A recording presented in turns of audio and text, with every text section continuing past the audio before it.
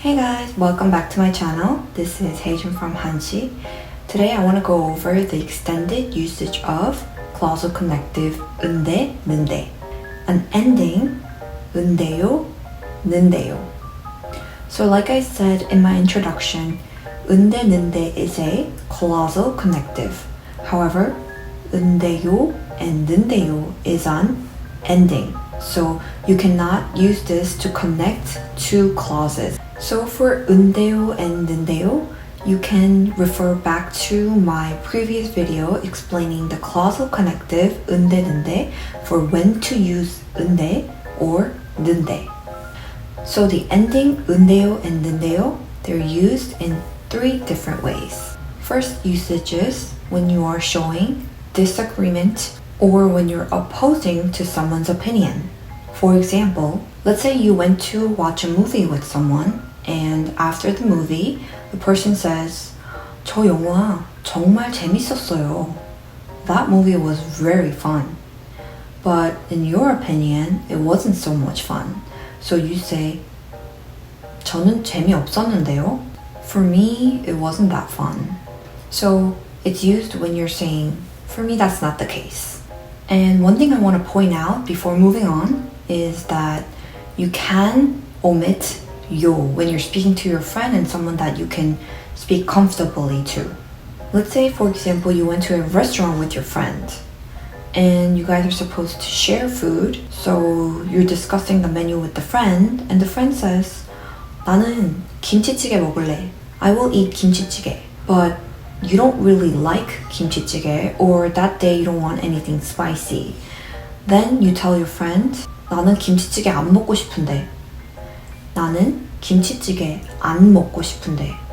I don't want to eat 김치찌개. So the point is you don't necessarily have to add yo when you're speaking to someone that you don't have to be speaking in polite ending. So by using 은데, 는데 as an ending, you are contradicting the speaker's opinion. The second usage is when you are expecting a response. So for example, you are calling Susie, your friend, to see if she is still home or she stepped out. But let's say her mom picked up. 여보세요? 수지 집에 있어요? You ask her mom if Susie is home. 수지 집에 있어요?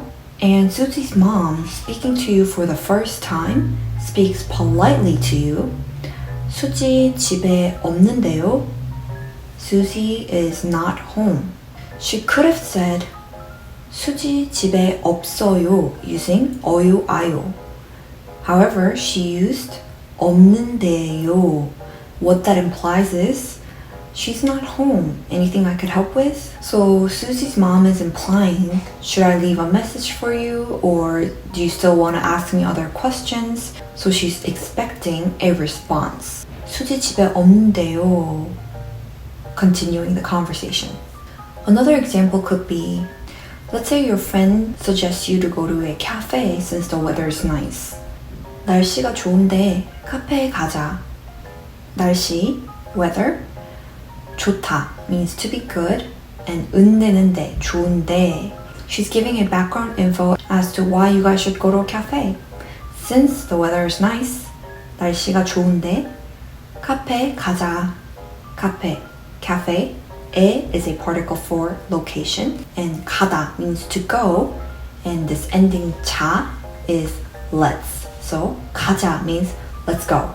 날씨가 좋은데 카페에 가자. But you already have a plan today, so you can't go to the cafe with your friend. And you tell your friend, 오늘 약속이 있는데. 오늘, today, 약속 means promise, but at the same time it means I have a plan. So 약속, a plan. 있는데, you have a plan. 있다. So what that implies is, today I have a plan, ... Do you have any other date you want to suggest? So you're kind of trying to continue the conversation by expecting your friend's response to suggest a different date or kind of giving her a chance to offer something else.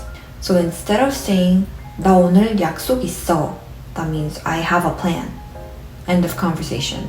But instead you said, 오늘 약속이 있는데. So you are trying to be polite and at the same time not end the sentence awkwardly. And the third usage is when you are expressing how surprised you are by not expecting how it would be. So something is unexpected, so you are a bit surprised. So for example, I didn't expect you to speak Korean that well, but you spoke Korean and it was a perfect sentence. And I will tell you, 한국말 잘하는데요? Wow, you're good at Korean.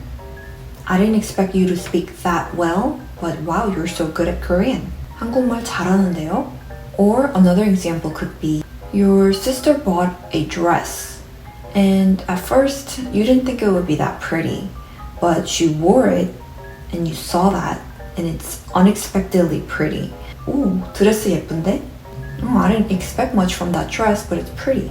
So as for the intonation, you probably would question, why is she saying it as if it's a question? Like, 예쁜데? So one thing I want to point out is that for the first usage, the disagreement, and the third usage, expressing how you're surprised that it's unexpected, your intonation could be as if the sentence is a question. 드레스 예쁜데요? The dress is pretty. 한국말 잘하는데요? Wow, you speak Korean very well. And like the very first example, 저는 재미없었는데요? 없었는데요? It wasn't fun for me. But for the second usage, you can have 3 different intonations. It could be toned up, like as if it's a question, or it could be flat, or you could tone it down. 수지 집에 없는데요. 수지 집에 없는데요. Or 수지 집에 없는데요. Or 수지 집에 없는데요. So these 3 different intonations could be used. So when you hear that 수지 집에 없는데요, you should kind of expect that, oh, you should hang up soon because the speaker is not in a good mood or don't want to be polite to you. To summarize, you can first use it as a disagreement or opposition to the speaker. For the second usage, you can use it when you're expecting a response or you are trying to continue the conversation. And the third usage is when you're surprised at something because it was so unexpected. It's unexpectedly pretty, unexpectedly delicious, stuff like that. So I do want to make sure that you understand that clausal connective 은데 는데 and the ending 은데 는데 have different usages, but they have the same rule as to when to use 니은데, 는데, or 은데.